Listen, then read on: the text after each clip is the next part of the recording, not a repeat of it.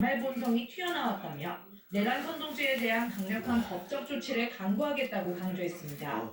최대행은 민주당이 탄핵 소추안을 발의하면 자진 사퇴할 거란 일부 보도에 국정 운영과 국익 확보에 전념하고 있다며 일신의 거취를 포함한 모든 이슈는 검토한 바 없다고 밝혔습니다. 국민의힘 내부에선 한 총리 탄핵 선고가 먼저 이뤄지고 기각이나 각하 결정이 난다면 윤 대통령 탄핵 심판에도 긍정적 영향을 미칠 거란 기대감이 커지고 있습니다. KBS 뉴스 이윤입니다. 나는 다 났거든. 대미 보복관세 1단계 시행을 열흘 앞두고 유럽연합이 이를 연기하겠다고 발표했습니다. 앞서 트럼프 대통령은 보복관세가 시행된다면 EU산 주류에 200% 관세를 부과하겠다고 했는데 이런 압박에 한 발 물러선 것으로 분석됩니다. 파리 안다영 특파원입니다. 유럽연합이 다음 달 1일부터 시행하려던 대미 보복관세 1단계 조치를 연기했습니다. 유럽연합은 우선 다음 달 2일 미국의 상호관세 발표 내용을 지켜보겠다고 밝혔습니다.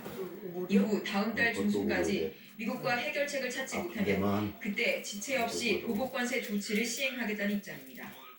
This approach would allow us to deliver a firm, proportionate, at the same time robust and well-calibrated response to US measures. 당초 이유는 지난 12일 미국의 철강 알루미늄 25% 관세가 발효되자 두 단계에 걸쳐 미국산 상품에 보복 관세를 매기겠다고 발표했습니다. 이후의 1단계 조치는 버건 위스키와 할리 데이비슨 오토바이 등 우리 돈 약 12조 원 상당의 상징적 미국산 상품에 최고 50% 추가 관세를 부과하는 것입니다. 이어 2단계 조치는 약 29조 원 규모의 미국 공화당 텃밭 상품을 겨냥해 관세를 매기겠다는 내용입니다. 구체적인 대상 품목은 회원국과 협의를 거쳐 오는 26일까지 확정하기로 했었습니다. 이에 트럼프 미국 대통령은 1단계 조치에 포함된 위스키 관세를 문제 삼으며 와인을 비롯한 모든 EU산 주류에 200% 관세를 부과하겠다고 맞섰습니다. EU가 1단계 보복 관세 시행을 불과 열흘 앞두고 이를 연기한 건 일부 회원국과 와인 등 관련 업계에서 제기한 우려를 고려한 것으로 보입니다. 또 트럼프 대통령의 압박에 한 발 물러선 뒤 미국 측과 추가 협상 시간을 벌려는 의도로도 해석됩니다. EU 집행위 내부에서는 이후에 부메랑이 될 수 있다는 점을 고려해 보복관세 대상 품목을 신중히 정해야 한다는 의견도 나오고 있습니다. 파리에서 KBS 뉴스 안다영입니다. 트럼프 미국 대통령이 우크라이나와의 광물 협정에 곧 서명할 것이라고 밝혔습니다. 지난달 백악관 설전으로 무산된 바 있는데 이번에는 실제로 이루어질지 또 휴전 협상에도 물꼬가 트일 수 있을지 주목됩니다. 송영석 기자. 트럼프 미국 대통령이 우크라이나와의 히토리등 광물 협정 서명이 임박했다고 깜짝 발표했습니다. And one of the things we are doing is signing a deal very shortly with respect to rare earths with Ukraine, which they have tremendous value in rare earth. And 미국과 우크라이나 간 광물 협정은 지난달 백악관에서 서명이 이뤄질 예정이었지만 두 정상 간 회담이 설전 끝에 파국으로 끝나면서 무산됐습니다.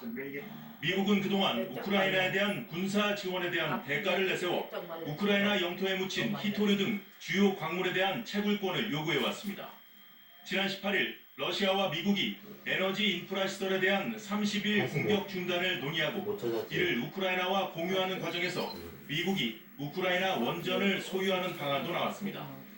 하지만 젤렌스키 대통령은 모든 원전은 우크라이나인의 것이라며 논의할 뜻이 없음을 밝혔습니다. 또 러시아가 고집하는 중립국 유지, 즉 나토 가입 금지 요구에도 젤렌스키 대통령은 그건 종전 제한이 아닌 최후 통첩이라며 선을 그었습니다. 러시아 역시 미국이 우크라이나에 계속 무기를 지원하는 것은 외교적 해결 의지와 어긋난다고 반발했습니다. 이런 가운데 러시아와 우크라이나는 현지 시각 24일 사우디아라비아에서 미국과 각각 만나 실무 협상을 벌입니다. 트럼프 대통령은 러시아와 우크라이나가 평화 협상을 위해 매우 잘하고 있다고 말했지만 드론 공격이 오가는 등 양국 간 군사적 대치도 지속되고 있습니다. KBS 뉴스 송영석입니다.